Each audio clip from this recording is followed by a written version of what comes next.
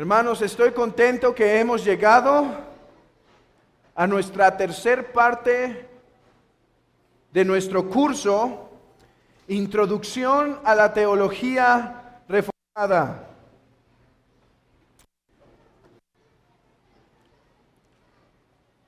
Esta tercera parte es titulada 5 distintivos de una iglesia reformada. 5 distintivos de una iglesia reformada. Hasta este momento, hermanos, hemos explicado 10 puntos de la teología reformada. 10 puntos de la teología reformada.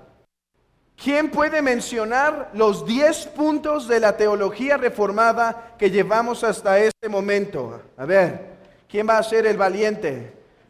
No voy a pedir orden en que fueron dadas, con que digan los 10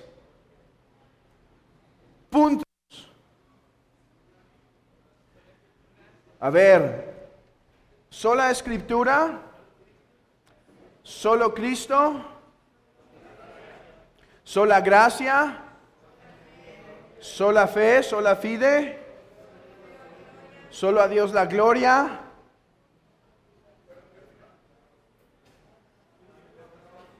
depravación total, elección incondicional, gracia irresistible, expiación limitada, redención particular, perseverancia de los santos. Hermanos, esto es lo más básico de la teología reformada. Sin embargo, confesar estos 10 puntos, en mi opinión y la de muchos otros, no constituye a una iglesia reformada. Puedes tener estos 10 puntos que ya dijimos y ser una buena iglesia, pero no ser una iglesia reformada. Así que estos últimos 5 puntos intentarán delinear en qué consisten los distintivos reformados. ¿En qué consisten los distintivos reformados? Si quieren apuntar estos 5 puntos, estos 5 distintivos de la iglesia reformada. 1. Alta eclesiología. Alta eclesiología. Ahorita voy a explicar qué es eso de alta eclesiología. Punto 2. Principio regulador. Punto 3. Ser confesionalista. Punto 4. Hermenéutica pactual.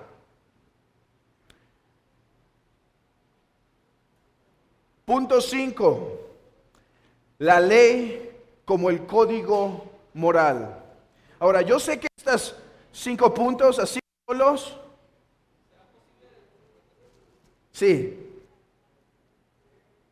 Otra vez, alta eclesiología, principio regulador, ser confesionalista, hermenéutica pactual y la ley como el código moral. Hermanos, yo sé que al darle los puros títulos, algunos dicen, ¿y de qué trata eso de hermenéutica pactual? ¿De qué trata eso de código moral? Durante 5 semanas estaremos viendo todo esto. Hermanos, creo que estos puntos son necesarios para definir ¿Quién es una iglesia reformada? He visto, actualmente ya no, porque ya no tengo una cuenta, pero he visto en ocasiones en Facebook, o vi en ocasiones en Facebook, personas que preguntaban, estoy buscando una iglesia reformada. Y yo me ponía a pensar, ¿qué es lo que está buscando? Cuando dice, estoy buscando una iglesia reformada, ¿qué es lo que espera que le contesten?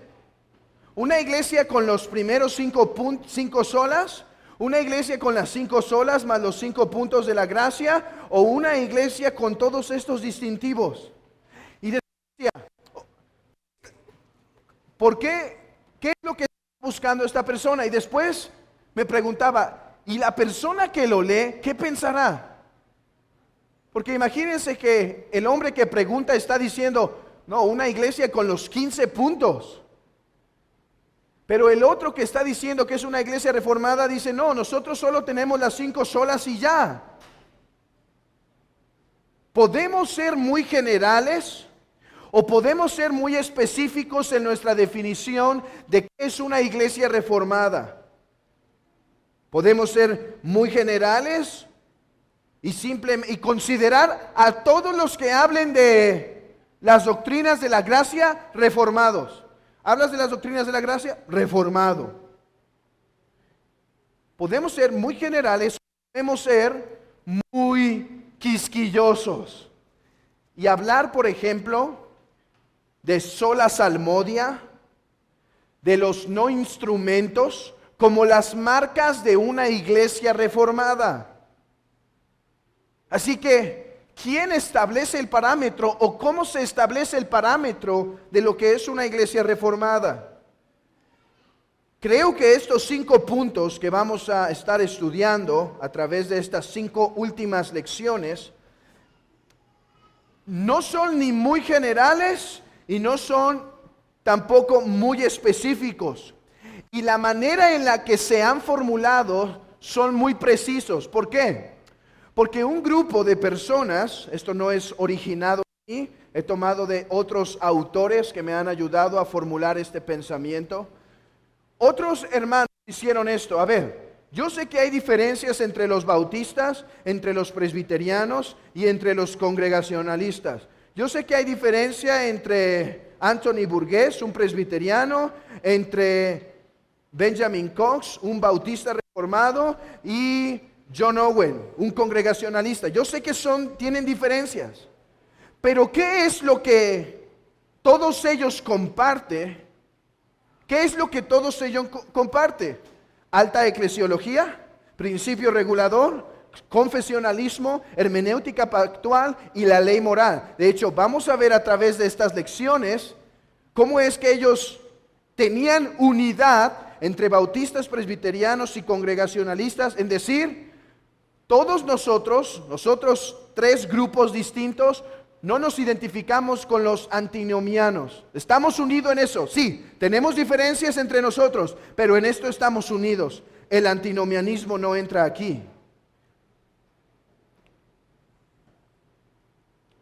Así que así es como han sido determinados. Es buscar los comunes denominadores en estos. Y hermanos, creo que a todos llegamos aquí. Algunos han hablado de que usar solamente los salmos para cantar y no usar instrumentos son las marcas. Pero esto es muy autoritario. Decir que estas son las marcas es muy autoritario. ¿Por qué? Porque la misma congregación de Westminster, el mismo concilio de Westminster, tenía personas que usaban salmos y otras que usaban otros himnos. Tenían personas que usaban instrumentos y otras que no los usaban. Así que no hemos hecho estos puntos arbitrariamente. Hemos visto los diferentes grupos que se dieron a la luz de la Reforma Protestante y hemos identificado cuáles son los comunes denominadores, hermanos, y creo que esto es lo más básico para ser una iglesia reformada. Alta eclesiología, principio regulador, confesionalismo, hermenéutica pactual y la ley moral. Así que espero que esto nos ayude a ver de dónde están procediendo estos puntos. Y comencemos el día de hoy con alta eclesiología. Alta eclesiología. Lo que quiero decir con este término es una correcta apreciación de lo que es la iglesia. Una correcta apreciación de lo que es la iglesia. Creo que este es el mejor lugar para comenzar. Hermanos, pensemos por un momento en los reformadores y las 5 solas. ¿Por qué hicieron eso? ¿Quién recuerda? Lo hicieron por la gloria de Dios. Sí, para darle gloria a Dios, pero porque Dios buscaba su gloria. La gloria de Dios, ¿y qué otra cosa, hermanos? Y el bienestar de la iglesia. Estas 5 solas que se formularon de manera espaciada entre tiempo y tiempo, fueron la causa de que estos hombres buscaban la gloria de Dios y el bienestar de la iglesia. Lo mismo con los cánones de Dort. Estos hombres sufrieron persecución, estos hombres sufrieron despojos, estos hombres sufrieron rechazos, no porque es divertido pelearse de doctrina. No es porque es bueno tener un deporte. ¿Cuál es tu deporte? Yo soy de doctrina. Ese es mi deporte. No por eso, sino a causa de proteger la salud de la iglesia. Es por eso que yo espero que de algo se hayan dado cuenta en nuestra exposición de los cánones de Dort. Estos son eclesiásticos de principio a fin. Nacieron por amor a la iglesia. Entre sus artículos se la pasan hablando de la iglesia, de la iglesia. Es para el bienestar de la iglesia. Así que, cuando hablamos de las 5 solas y los 5 puntos de las doctrinas de la gracia, la primer marca, hermanos, de una iglesia reformada después de estos 10 puntos es apreciar la iglesia. Así que si alguien dice, no, yo tengo las 5 solas y tengo los 5 puntos, pero desprecia la iglesia, tiene el espíritu más opuesto a los reformados. No, es que lo mejor es estar sin iglesia. El llanero solitario será mi nombre de ahora en adelante. Y es mejor yo y mis 5 puntos y mis 10 puntos, y así puedo vivir. Estos hombres dieron, hermanos, sus vidas por la gloria de Dios y el beneficio de la iglesia. Hace tiempo, tomando las lecciones de Sam Waldron de su seminario, él decía, quiero estar en el centro de la voluntad de Dios y donde su poder será manifestado, la iglesia.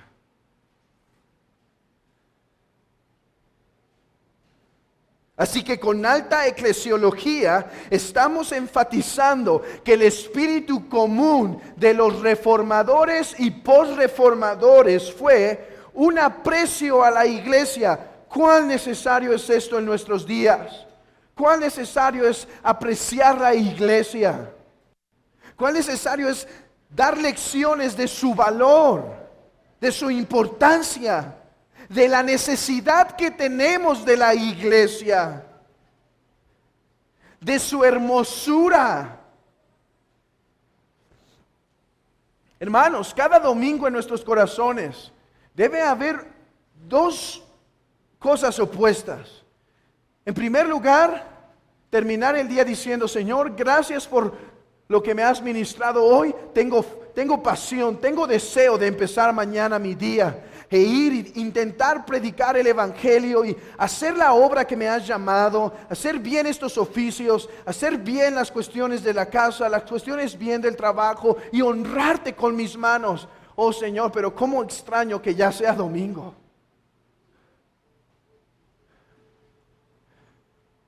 Hermanos, que ese sea nuestro deseo. Y no simplemente por saltarnos el trabajo, por querer estar aquí entre el pueblo del Señor. Así que para examinar qué es tener una alta eclesiología, vamos a hacerlo en 3 puntos sencillos. En primer lugar, vamos a definir qué es la iglesia. En segundo lugar, vamos a definir la necesidad de ser miembro de la iglesia local. Y en tercer lugar, vamos a hablar de las marcas de una iglesia bíblica. Ok, decimos que tenemos que tener una alta estima de la iglesia, ¿no es verdad, hermanos? ¿Pero qué es una iglesia? Tenemos que empezar por ahí. ¿Qué es una iglesia? Entre los reformados existieron diferentes respuestas cuando se hablaba del gobierno de la iglesia, cuando se hablaba de la forma de bautismo en la iglesia, diferentes administración y gobierno, pero en algo estuvieron unidos los reformadores, en estar en contra de los extremistas, en estar en contra de los extremistas. ¿Quiénes son los extremistas? Aquellos que por estar un tiempo sujetos al gobierno antibíblico de Roma, se fueron al otro extremo. No iglesia, no autoridad, no sacramentos. Los extremistas, debido al abuso que sufrían, cayeron en rechazar toda autoridad y entre ellos la iglesia.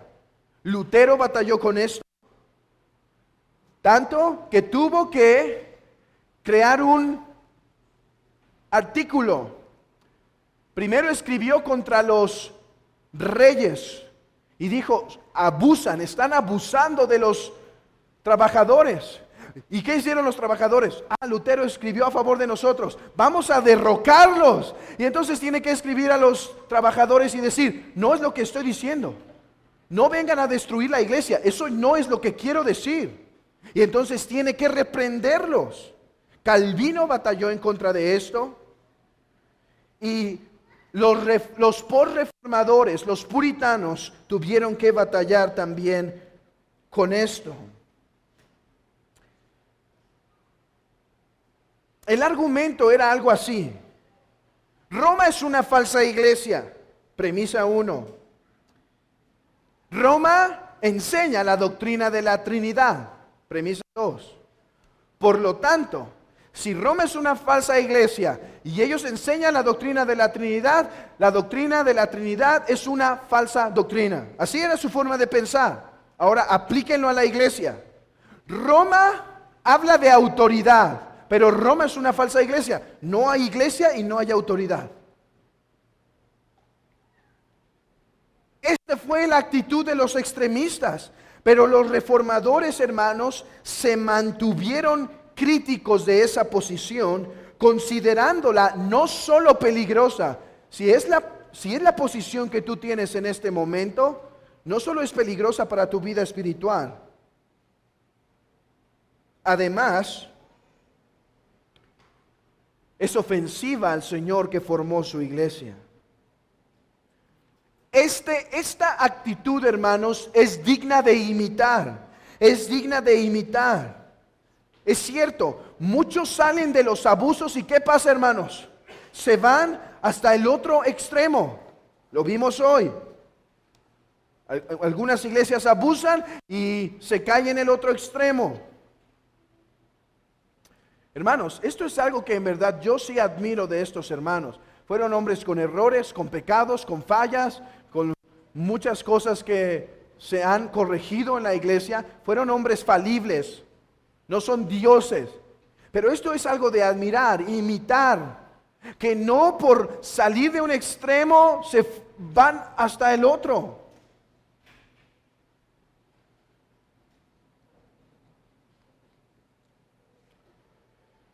Y ellos, por la sujeción a la palabra, indagaron, ¿qué es la iglesia? En primer lugar, ¿existe la iglesia en la Biblia? Y si existe, ¿cómo es? Y a la luz de eso, hermanos, a la luz que indagaron en las escrituras de la existencia de la iglesia y de la definición de la iglesia, es que ellos llegaron a apreciarla. No cayeron en el otro extremo, la llegaron a apreciar y dijeron, es verdad, Roma ha hecho una falsa imagen de la iglesia, pero existe una verdadera, existe una santa, existe una verdadera iglesia. ¿O qué? Caeremos en el punto de decir, ese matrimonio se trata tan mal que desfiguran el matrimonio. Así no es. Por lo tanto, el matrimonio no existe. ¿Sí? ¿Es el punto que hacemos? No. Por su matrimonio lo desfiguran, pero eso no quiere decir que no exista. Eso es algo que hay que decir a veces a algunos jóvenes que no se quieren casar porque tuvieron una mala experiencia en su casa. Es decir, eso pasa, pero ese no es el matrimonio en su plena expresión con Dios. Igual, Roma abusó, pero sí hay una verdadera iglesia. Entonces, ellos entendieron algo. En primer lugar, la iglesia es una institución divina. Eso es lo primero, hermanos. Vayan conmigo a Mateo 16.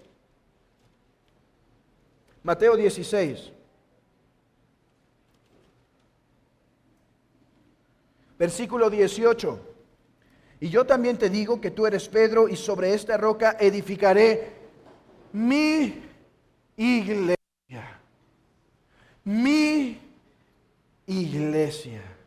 Ahora, no tengo tiempo aquí para tratar cuándo comenzó la iglesia. Yo creo que comenzó del Antiguo Pacto, aunque hay algunos distintivos en la iglesia del Nuevo Pacto por los cuales Cristo puede decir, es mi iglesia, la voy a edificar de ahora en adelante, pero creo que ya existía. No nos podemos meter en ese asunto ahora. El punto es, la iglesia es una institución divina. Hermanos, esto ya quita muchas ideas de aquí. Esto ya quita muchas actitudes.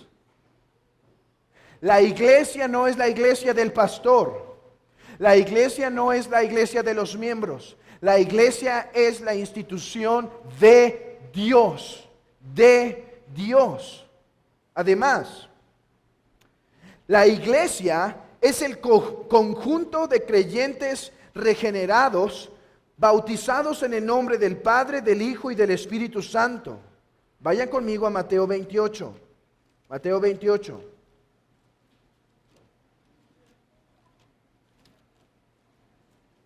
Id y haced discípulos a todas las naciones, bautizándolos en el nombre del Padre, del Hijo y del Espíritu Santo, enseñándoles que guarden todas las cosas que os he mandado, y aquí yo estoy con vosotros todos los días hasta el fin del mundo.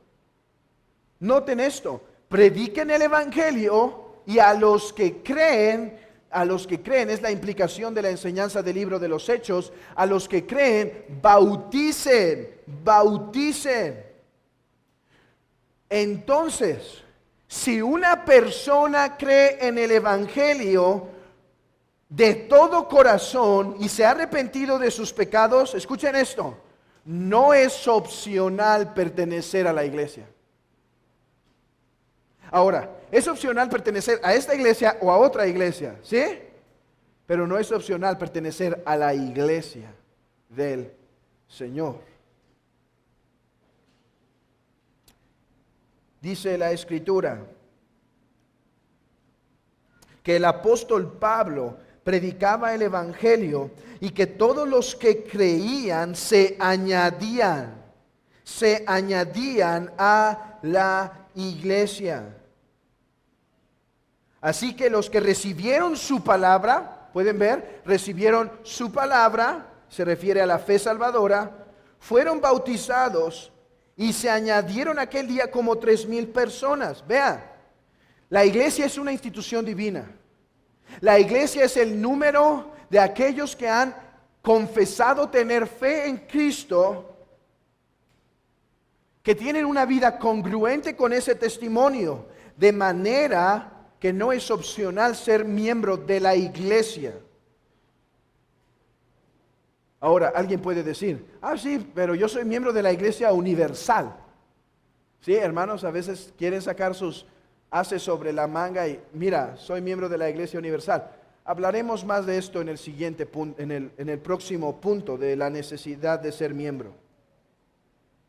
Tercer cosa que ellos comprendieron de la iglesia. La iglesia es la novia de Cristo. Efesios 5. Vamos rápido a Efesios 5. La iglesia es la esposa de Cristo.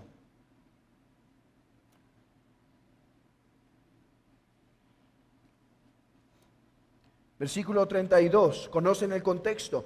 Grande es este misterio, mas yo digo esto respecto a Cristo y a la iglesia. Por lo tanto, despreciar a la iglesia no es un punto pequeño, es despreciar la novia que Cristo ama. Despreciar la novia que Cristo ama. Es verdad, hay tal cosa como la iglesia universal. Pero la iglesia universal tiene su expresión en el nuevo pacto, en la iglesia local. De las 114 veces que la palabra iglesia, eclesía, aparece en el Nuevo Testamento, hermanos, si no me equivoco, cerca de 90 veces que esta palabra se menciona, se refiere a una iglesia local. A la iglesia que está aquí, la iglesia que está acá. Escribe aún en el Apocalipsis al ángel de la iglesia de cierto lugar. Es cierto, hay una iglesia universal, una iglesia que es invisible para nosotros, que es el número de los elegidos, ¿sí? Pero esa iglesia invisible tiene su expresión en iglesias locales. De manera que maltratarla o menospreciarla es una ofensa al Cristo resucitado. Otro punto, cuarto punto, la iglesia es el cuerpo de Cristo. Efesios 4, 1 Corintios 12. Es en la iglesia en donde los cristianos desarrollan sus dones para crecer de manera orgánica hasta la estatura de Cristo. Si tú perteneces al cuerpo místico de Cristo, debes pertenecer a la iglesia local, porque es en la iglesia local donde somos unidos como un cuerpo. Quinto punto, la iglesia es la escuela de los hijos de Dios. Efesios 4.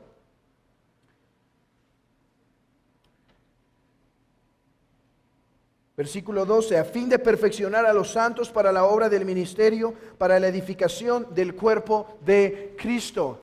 Hermano, yo creo que hay una promesa de Cristo para su iglesia. Que su iglesia, cuando es gobernada por pastores y diáconos fieles, será preservada para que nunca sea parte de la verdad. Yo creo que esa promesa es para la iglesia. No que no pueda haber un error teológico. Si alguien cree aquí que tiene una teología perfecta, yo creo que mi teología tiene errores, aunque no sé cuáles son. Pero la iglesia tiene una promesa de perseverar en la doctrina esencial. Pero esa promesa no es para el cristiano atrás de una computadora. Es que no me voy a apartar de la verdad. Eso es soberbia. Dice la Escritura, para la edificación del cuerpo de Cristo, para que ya no seamos niños fluctuantes, llevados por doquiera de todo viento de doctrina. ¿Dónde pasa eso? En la iglesia.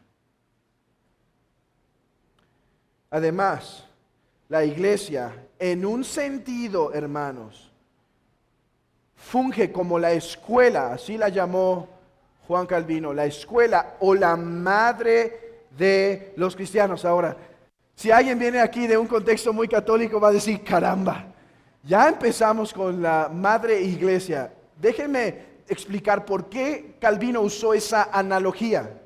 ¿Qué hace una madre? Sí, yo sé que hace muchas cosas en la casa.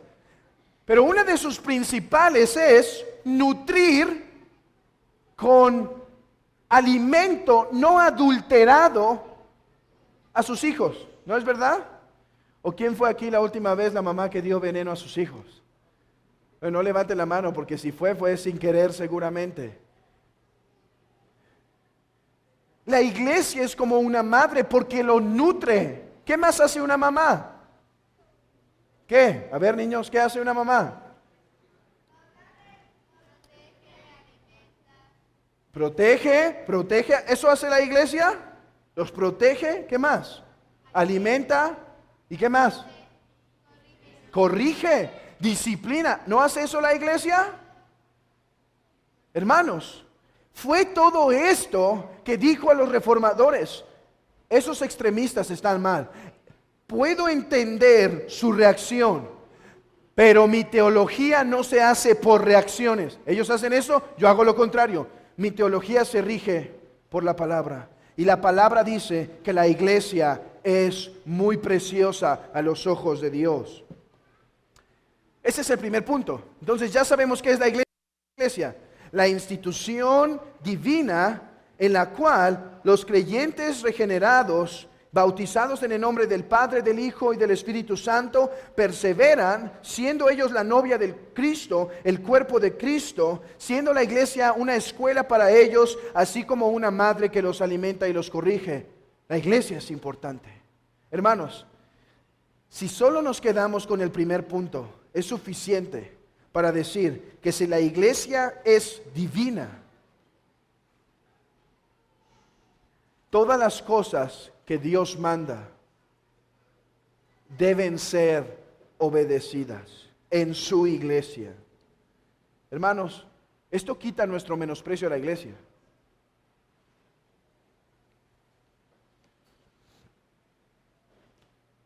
Yo espero que lo quite y que podamos crecer en un mayor aprecio de la iglesia. Ok, hablemos de la necesidad de ser miembros. Ya vimos qué es la iglesia, pero entre lo que es la iglesia y el pertenecer a una iglesia local, hay una diferencia. Vayan otra vez a Mateo 28. Vayan conmigo a Mateo 28. Id y haced discípulos a todas las naciones, bautizándolos en el nombre del Padre, del Hijo y del Espíritu Santo, enseñándoles que guarden todas estas cosas que os he mandado. Y aquí yo estoy con vosotros todos los días hasta el fin del mundo. Hermanos, Mateo 28 no se puede llevar a cabo aparte, hermanos, de pertenecer a una iglesia local. ¿Cómo se van a mandar hombres a ser discípulos si no hay una iglesia local? Bueno, yo me mando mañana. Yo solito me mando.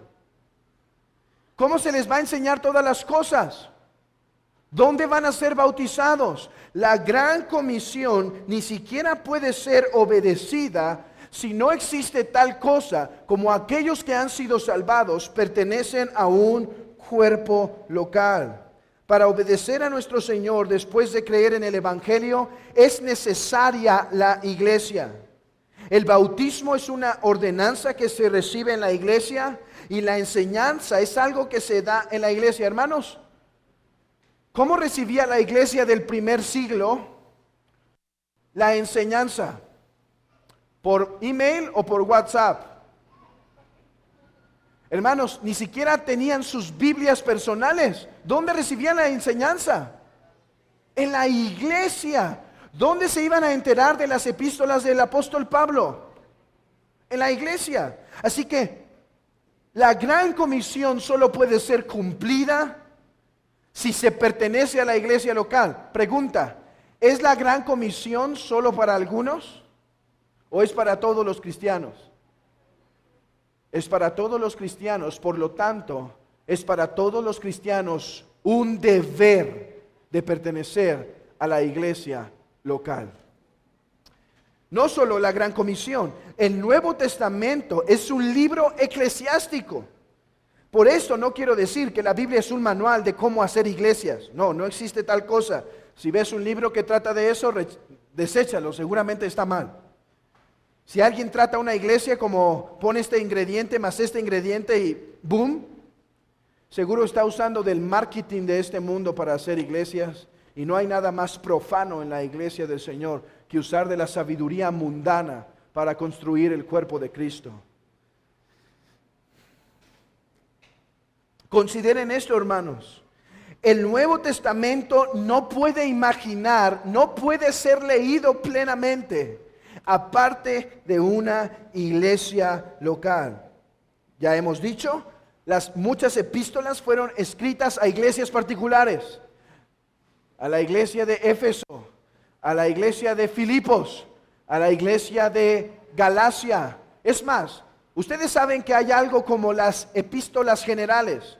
Estas epístolas generales muchas veces no fueron escritas a una iglesia particular, pero fueron escritas a la iglesia de la diáspora, de la dispersión.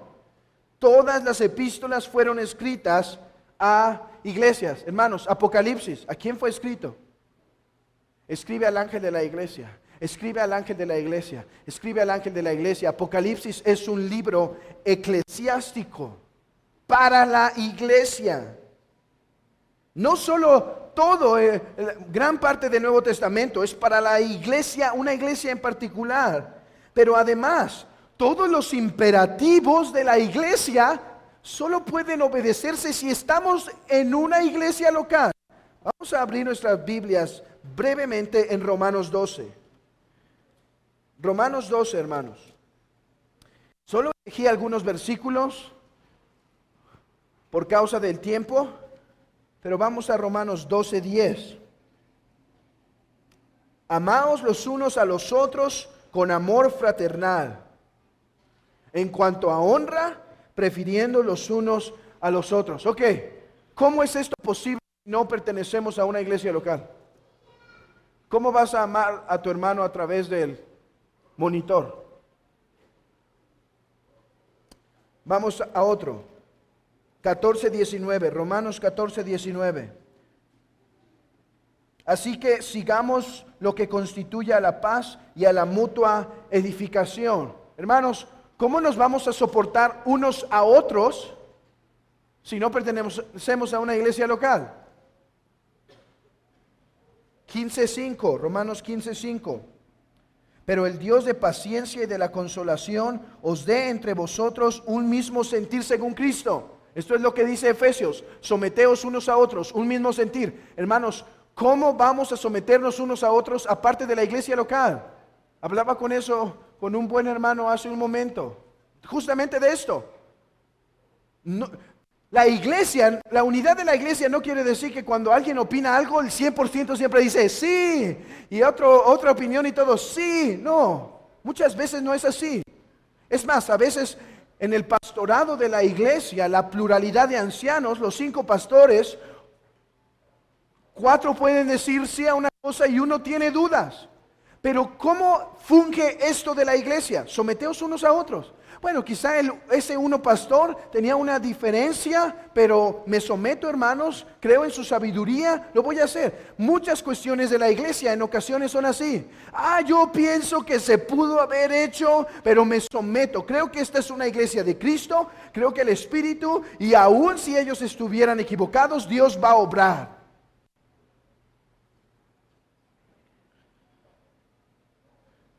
(15:14) Pero estoy seguro de vosotros, hermanos míos, de que vosotros mismos estáis llenos de bondad, llenos de todo conocimiento, de tal manera que podéis amonestaros los unos a los otros. ¿Cómo se lleva esto a cabo si no hay una iglesia local, hermanos? ¿Cómo? No se puede. No se puede. Exhortaos unos a otros. No se puede. Primera Tesalonicenses 5:11. Por lo cual, animaos unos a otros y edificaos unos a otros. ¿Cómo es esto posible aparte de la iglesia local? Hermanos, me encanta el credo de los apóstoles. Fíjense, dice, creo en Dios el Padre, creo en Jesucristo, creo en el Espíritu Santo. Vean, creo en la iglesia y la comunión de los santos. Lo que hablamos en nuestras lecciones de la iglesia, Communion Sanctorum, comunión de los santos. Esto solo existe si estamos unidos en una iglesia local.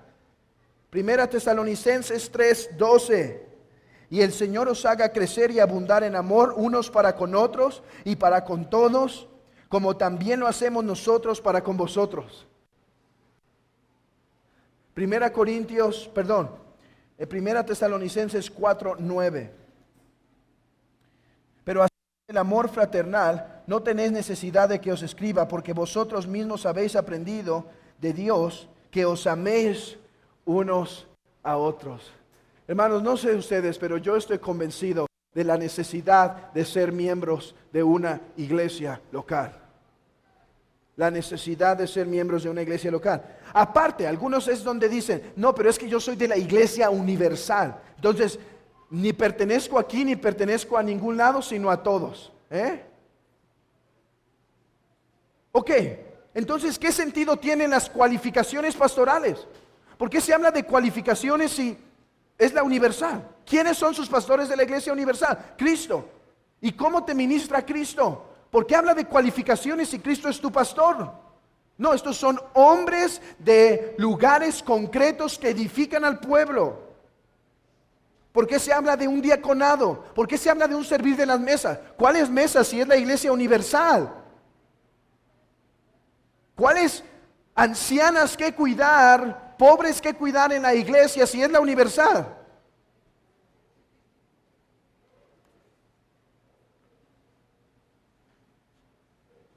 Si no hay una iglesia local, ¿quién manda misioneros? ¿Los seminarios? No. No, los seminarios no mandan misioneros. Pueden prepararlos, pero la iglesia los manda. Ese es el derecho de la iglesia y nadie más lo puede ejercer. La iglesia manda misioneros.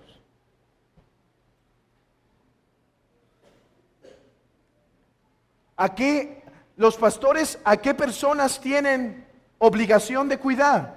Dice, Pedro exhorta, pastores, hagan su trabajo bien, cuiden. ¿A quiénes si no hay una iglesia local? Si hoy puedo tener 50 personas diferentes y 200 personas diferentes, ¿a quiénes cuido? ¿A los de la semana pasada o a los de ahorita? ¿O a todos? ¿O hay una iglesia local definida? Más bien hay una iglesia local definida.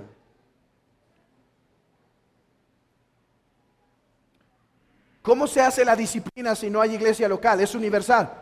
Pablo dice el Señor Jesucristo, si no te oyere a ti, ve y dilo a la iglesia. ¿Dónde? ¿Dónde se congrega si es universal? ¿A dónde voy a ir?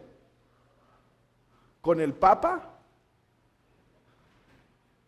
Hay un cuerpo local definido, con pastores, diáconos, miembros, con los cuales se puede desarrollar un proceso de disciplina. La Biblia no concibe un miembro por internet. La Biblia no concibe un miembro chapulín. La iglesia no concibe el miembro fugaz, ese que viene a veces y nunca más lo vuelves a ver. La iglesia no concibe un miembro estacionario, ese que viene por épocas. Viene una época y después viene otra época. Hasta que regrese la primavera, algunos se aparecen. La iglesia no concibe del miembro sedentario. La Biblia solo concibe el cristiano que ha sido salvado por gracia, que obedece a Cristo, haciéndose miembro de una iglesia local para ser nutrido por la palabra, ser exhortado por la palabra, recibir las ordenanzas que Dios ha dado, servir a los santos, empujar la obra misionera a través de disponer sus recursos, tiempo, fuerza, ofrenda, recibir disciplina formativa, recibir disciplina correctiva y someterse a sus pastores en amor. La iglesia es el único miembro que concibe. La Biblia es el único miembro que concibe. Esto no es opcional.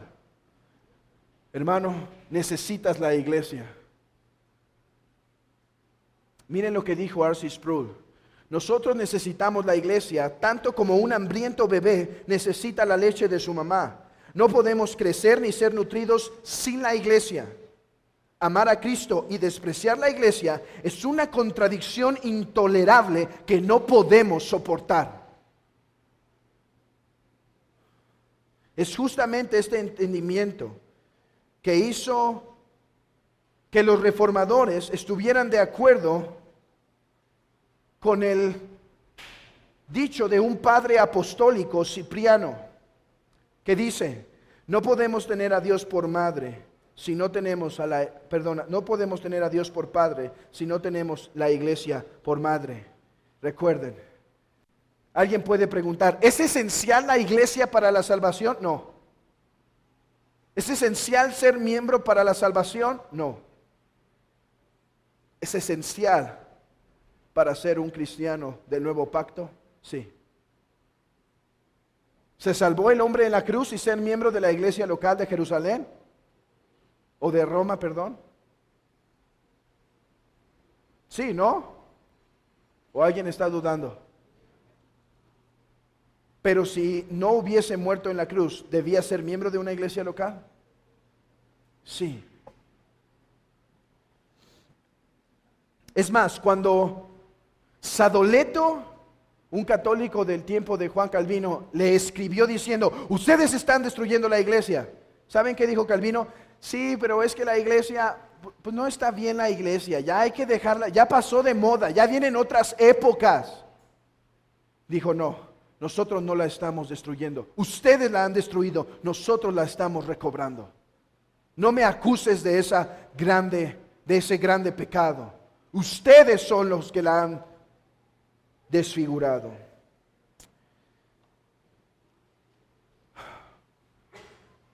Quiero concluir. Ya hemos visto qué es la iglesia, la necesidad de ser miembro de una iglesia, pero ahora vamos a hablar de las marcas de una iglesia. En 10 minutos vamos a terminar con esto. Habiendo establecido este principio tan importante de qué es la iglesia y que necesitamos ser miembros de una iglesia local, ahora es necesario definir y ser más explícitos en aquello que constituye la iglesia. Hermanos, muchas personas están de acuerdo con que la iglesia es una institución de Dios. Es más, un testigo de Jehová podría decir esto, ¿no? Un mormón: la iglesia es una institución de Dios, es el conjunto de creyentes, es la novia de Cristo. Ellos podrían decir eso. Es más, podrían decir que es necesario. Entonces, con estas 3 marcas, vamos a definir qué es la iglesia. Miren lo que dijo el teólogo Herman Bavinck. Los reformadores tenían que argumentar que la iglesia de Roma no era la verdadera iglesia y que la iglesia de la Reforma embonaba bien en la descripción escritural de la naturaleza de la iglesia. Por eso hicieron estas 3 marcas de la verdadera iglesia. Notae ecclesia. El artículo 29 de la Confesión belga dice así: creemos que por medio de la palabra de Dios se ha de distinguir diligentemente y con buena prudencia cuál sea cuál sea la iglesia verdadera, pues que todas las sectas existen hoy día en el mundo se cubren con el nombre de iglesias. Todas las sectas lo hacen. No hablamos aquí que en la iglesia puede haber algunos hipócritas, los cuales se hallan en todas las iglesias entremezclados con lo bueno, y sin embargo no son de la iglesia, si bien corporalmente están en ella, sino que decimos que el cuerpo y la comunión de la iglesia verdadera se ha de distinguir de todas las sectas. Aquí están los signos. Los signos para conocer la verdadera iglesia son estos: la predicación pura del evangelio, la administración recta de los sacramentos, tal como fueron instituidos por Cristo, y la aplicación de la disciplina para castigar los pecados. Ok. La centralidad de la palabra en la iglesia.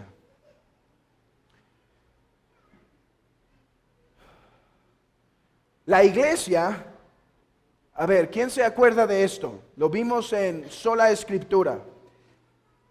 ¿La iglesia le da autoridad a la palabra? ¿O la palabra le da autoridad a la iglesia?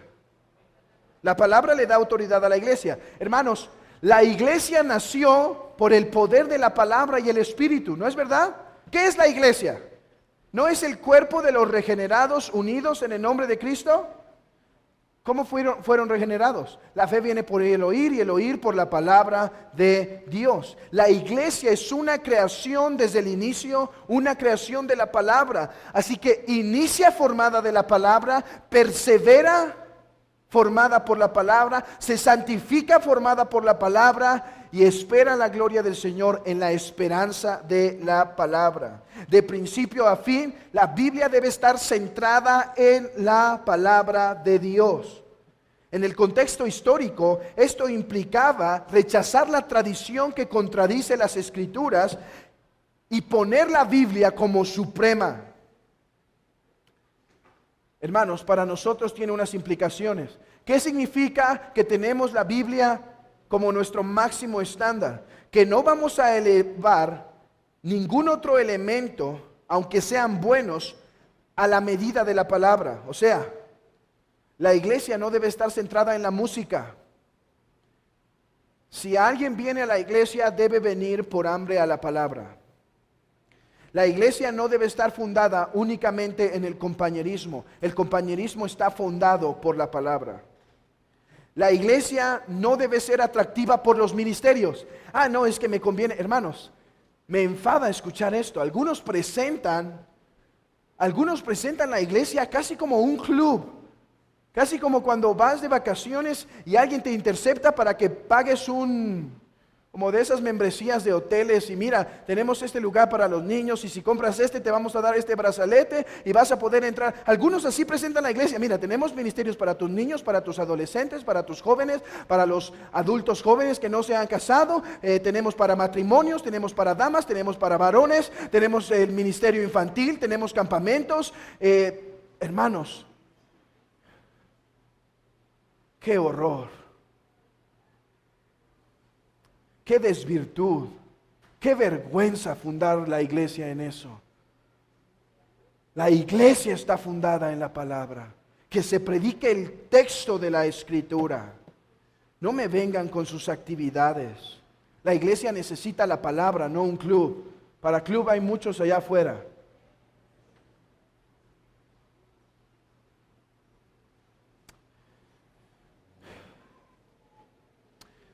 Una iglesia que tiene en alta estima la palabra tendrá predicación expositiva. Sí, podrá haber predicación temática, como lo estamos haciendo en este momento, pero tendrá una predicación continua, hermanos, continua del texto. Mi convicción es que domingo en la mañana puede predicarse temáticamente en ocasiones, pero domingo en la mañana es el tiempo designado por Dios para predicar el texto en su plena y máxima pureza, texto por texto.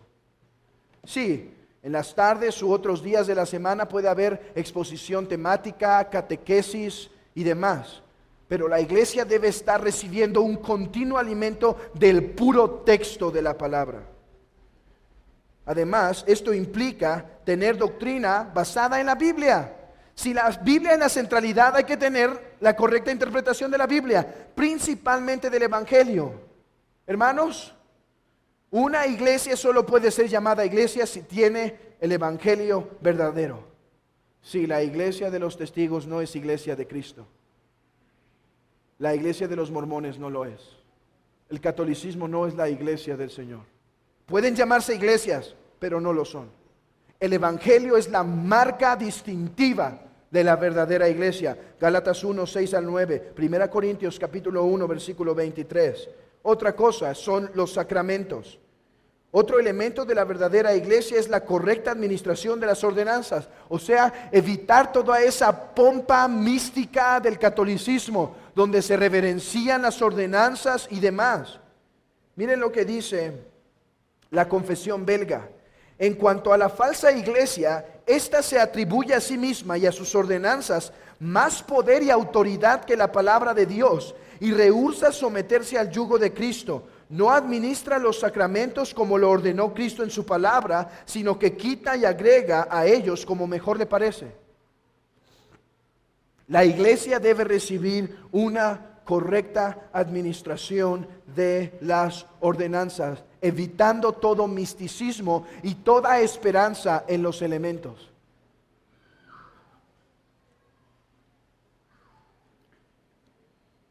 Así que la iglesia practica las ordenanzas basada en la Biblia. Dijo, creo que fue Guillermo Farrell, el amigo de Juan Calvino: la marca por la que podemos discernir la iglesia de Cristo es que su santo evangelio sea proclamado, escuchado y guardado, y que sus sacramentos sean propiamente administrados. Último punto: disciplina.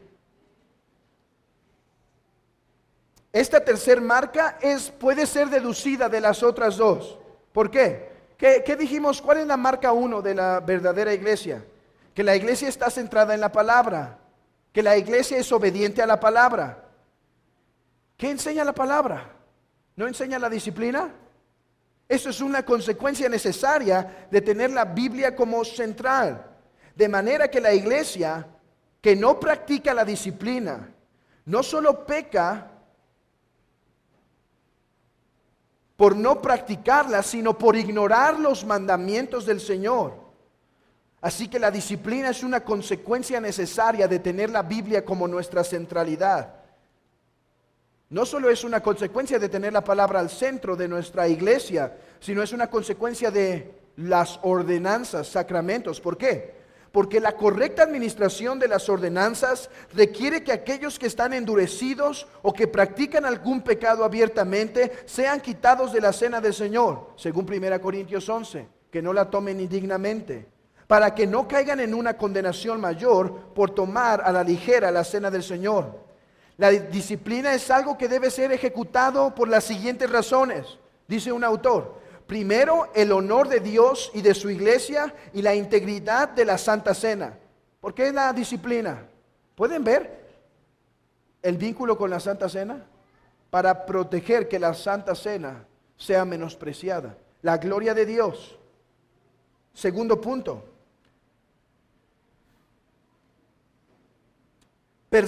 La preservación del pueblo de Dios para que no se corrompa. Si se deja que alguien esté practicando el pecado sin una disciplina, otros caerán en ese mismo pecado. Y 3, para el arrepentimiento del pecador endurecido.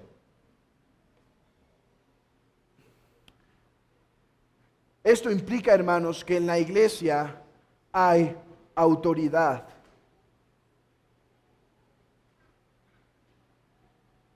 Cristo es el supremo monarca de la iglesia. Y a través de los pastores gobierna la iglesia por su palabra y por su espíritu. Por lo tanto, el monarca ha dicho a sus súbditos que su iglesia debe recibir disciplina. Escuchen esto: la marca de una iglesia no es solo tener la disciplina en papel. Es muy fácil. Si tú vas a cualquier iglesia y le preguntan: oye, ¿creen en la disciplina de la iglesia? Y te van a decir: sí, es muy importante. Y le preguntas: oye, ¿y cuándo fue la última vez que la practicaron? No, pues hace como 10 años. No solo es tenerla en papel, es tenerla practicando en la iglesia. Esta es la marca de la verdadera iglesia. De hecho, esa era una molestia de Juan Calvino. Una vez escribió a su amigo Martin Bucer y dijo: sabes, estoy un poco triste, porque los hermanos nos ven como predicadores, pero no como pastores. Nos ven como los que vienen solamente y les traen la palabra, más que como pastores que cuidan, disciplinan, protegen. Esto es algo esencial. Hermanos, esto es algo hermoso, que una iglesia no solo tenga buena teología. Si de eso se trata, reproduzcamos muchos seminarios y no solo se trata de tener buena teología, se trata de tener santidad en la iglesia. Santidad. Eso es por lo que aprecio los reformadores y los puritanos. ¿Tenían errores? Sí, pero es porque los aprecio. Porque no solo tenían excelente, alta y definida teología, sino santidad en sus vidas y en la iglesia. Para concluir, dijo Teodoro Beza, el lugar en que la palabra es puramente predicada, los sacramentos puramente administrados y la disciplina eclesiástica formalmente conducida conforme a la pura doctrina, ahí reconocemos nosotros a la iglesia de Cristo. Escuchen esto: No importa cuán pocos sean o cuán pequeña parezca el ojo, es iglesia de Cristo. Amén. Hermanos, que el Señor ponga una mayor convicción por nuestro amor a la iglesia, nuestro aprecio a la iglesia, nuestro servicio a la iglesia, nuestra dedicación a la iglesia, nuestra integración a la iglesia, y que podamos crecer, hermanos. Será un gozo llegar hasta el final con ustedes. Cuando nuestro Señor venga por esta amada iglesia, será un gozo recibirla con los santos de este lugar, hermanos. Amén.